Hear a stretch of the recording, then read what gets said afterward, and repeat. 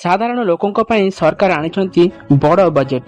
ସମାଜର ଆବଶ୍ୟକତାକୁ ଦୃଷ୍ଟିରେ ରଖି ଓଡ଼ିଶାର ମୁଖ୍ୟମନ୍ତ୍ରୀ ଶ୍ରୀଯୁକ୍ତ ମୋହନ ଚରଣ ମାଝୀ 2025-26 ଆର୍ଥିକ ବର୍ଷର ଉପସ୍ଥାପନା କରିଛନ୍ତି।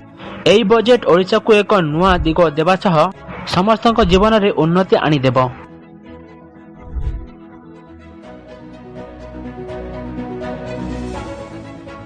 ଅନ୍ନଦାତାଙ୍କ ବଜେଟ। କୃଷି ଆମ ଓଡ଼ିଶାର ମେରୁଦଣ୍ଡ। ସେଥିପାଇଁ ରାଜ୍ୟ ସରକାର କୃଷି ବଜେଟ ବୃଦ୍ଧି କରି 37,838 କୋଟି ଟଙ୍କା କରିଛନ୍ତି।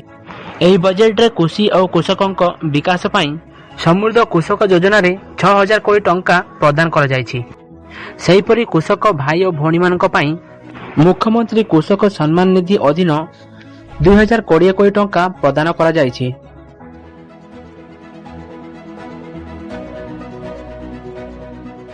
ସେହିପରି ଶ୍ରୀ ଅନ୍ନ ଅଭିଯାନରେ 600 କୋଟି ଟଙ୍କା ଏବଂ ଫସଲ ବିବିଧତା ପାଇଁ 695 କୋଟି ଟଙ୍କା ବଣ୍ଟନ କରାଯାଇଛି।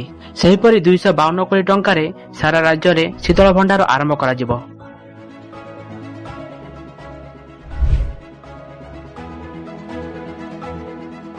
ମହିଳା ସଶକ୍ତିକରଣ। ମହିଳାଙ୍କ ବିକାଶଙ୍କ ପାଇଁ ପ୍ରାଥମିକତା ଦେଇ ସୁଭଦ୍ରା ଯୋଜନା ପାଇଁ 10,145 କୋଟି ଟଙ୍କା ପ୍ରଦାନ କରାଯାଇଛି। ସେହିପରି ମମତା ଏବଂ ମାତୃବନ୍ଦନା ଯୋଜନାରେ 492 କୋଟି ଟଙ୍କା ପ୍ରଦାନ କରାଯାଇଛି। ଶିଶୁଙ୍କ ପୋଷଣ ପାଇଁ 100 କୋଟି ଟଙ୍କା ଆବଣ୍ଟନ କରାଯାଇଛି। ସମନ୍ୱିତ ଶିଶୁ ବିକାଶ ପାଇଁ 1,132 କୋଟି ଟଙ୍କା ଦିଆଯାଇଛି। ସମସ୍ତଙ୍କ ପାଇଁ ସ୍ୱାସ୍ଥ୍ୟ ସେବା ବଜେଟର 8% ଅର୍ଥାତ୍ 23,635 କୋଟି ଟଙ୍କା ଆବଣ୍ଟନ ହୋଇଛି। ସ୍ୱାସ୍ଥ୍ୟ ସେବା ପାଇଁ ଡବଲ ଇଞ୍ଜିନ ସରକାର ଏହି ପ୍ରତିବଦ୍ଧତାକୁ ପ୍ରମାଣିତ କରିଛି।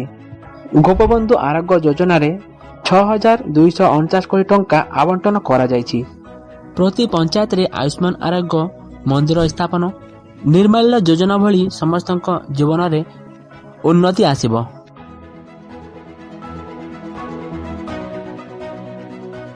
ଯୁବଶକ୍ତି ଆଣିବେ ସମୃଦ୍ଧି।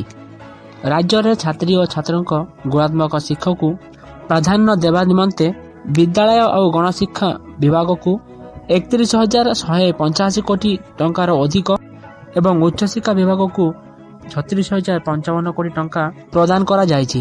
ଗୋଦାବରୀଶ ବିଦ୍ୟାଳୟ, ସିଏମ୍ ପୋଷଣ ଶକ୍ତି, ପିଏମ୍ ସମଗ୍ର ଶିକ୍ଷା ନିମନ୍ତେ ଗଣଶିକ୍ଷା ବିଭାଗକୁ ଅନୁଦାନ ପ୍ରଦାନ କରାଯାଇଛି।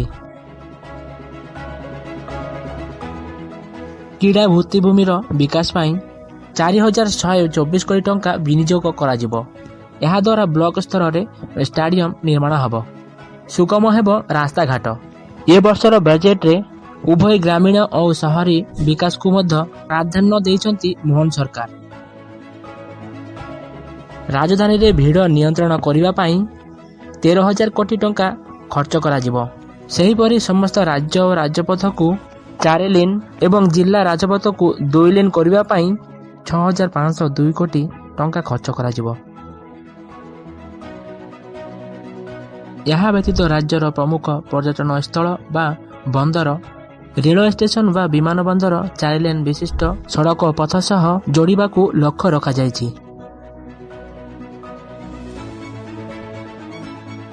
ବଦଳିବ ଗାଁରୁ ସହର। ଗ୍ରାମାଞ୍ଚଳର ବିକାଶ ପାଇଁ ରାଜ୍ୟ ସରକାର 39,000 କୋଟି ଟଙ୍କା ବ୍ୟୟବରାଦ କରିଛନ୍ତି। ମୁଖ୍ୟମନ୍ତ୍ରୀ ସଡ଼କ ଯୋଜନା, ବିକଶିତ ଗାଁ ବିକଶିତ ଓଡ଼ିଶା, ଅନ୍ତୋଦୟ ଗୃହ ଯୋଜନା ଭଳି ଗ୍ରାମାଞ୍ଚଳ ଭିତ୍ତିଭୂମି ବିକଶିତ ହେବ। ପ୍ରଧାନମନ୍ତ୍ରୀ ଆବାସ ଯୋଜନା ଓ ଗ୍ରାମ୍ୟ ସଡ଼କ ଯୋଜନା ଭଳି କାର୍ଯ୍ୟକ୍ରମ ମାଧ୍ୟମରେ ଜୀବନ ଧାରଣର ମାନ ବୃଦ୍ଧି ପାଇବ। ପର୍ଯ୍ୟଟନ, ଭାଷା, ସାହିତ୍ୟ ଓ ଓଡ଼ିଆ ଅସ୍ମିତା ପର୍ଯ୍ୟଟନର ବିକାଶ ପାଇଁ 820 କୋଟି ଟଙ୍କା ମଞ୍ଜୁର କରିଛନ୍ତି ସରକାର। ଗୋପାଳପୁର ଆଉ ପାରାଦୀପରେ ବ୍ଲୁ ଫ୍ଲାଗ ବ୍ରିଜ ଓ ଘଟଗାଁ ଓ ତାରିଣୀ ପୀଠର ବିକାଶ କରାଯିବ। ଶ୍ରୀ ଜଗନ୍ନାଥ ଦର୍ଶନ ଯୋଜନାରେ ଆର୍ଥିକ ଦୃଷ୍ଟିରୁ ଦୁର୍ବଳ ଭକ୍ତମାନଙ୍କୁ ପୁରୀରେ ମହାପ୍ରଭୁଙ୍କ ଦର୍ଶନ ସହିତ ନିଃଶୁଳ୍କ ମହାପ୍ରସାଦ ବ୍ୟବସ୍ଥା କରାଯିବ। ଓଡ଼ିଆ ଭାଷା ଆଉ ସଂସ୍କୃତିର ବିକାଶ ପାଇଁ 482 କୋଟି ଟଙ୍କା ଆବଣ୍ଟନ କରାଯାଇଛି। ମୁଖ୍ୟମନ୍ତ୍ରୀ କଳାକାର ସହାୟତା ଯୋଜନା ମାଧ୍ୟମରେ କଳାକାରମାନଙ୍କ ପାଇଁ ସ୍ୱତନ୍ତ୍ର ବ୍ୟବସ୍ଥା ମଧ୍ୟ କରାଯାଇଛି।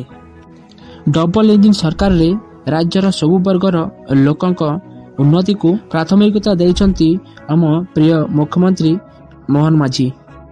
ଏବେ ଦେଖିବାକୁ ରହିଲା ଏହି ପ୍ରଗତିଶୀଳ ବଜେଟ୍ ଆମ ଜନସାଧାରଣଙ୍କର କେତେ ସହଯୋଗିତା କରୁଛି ବୋଲି।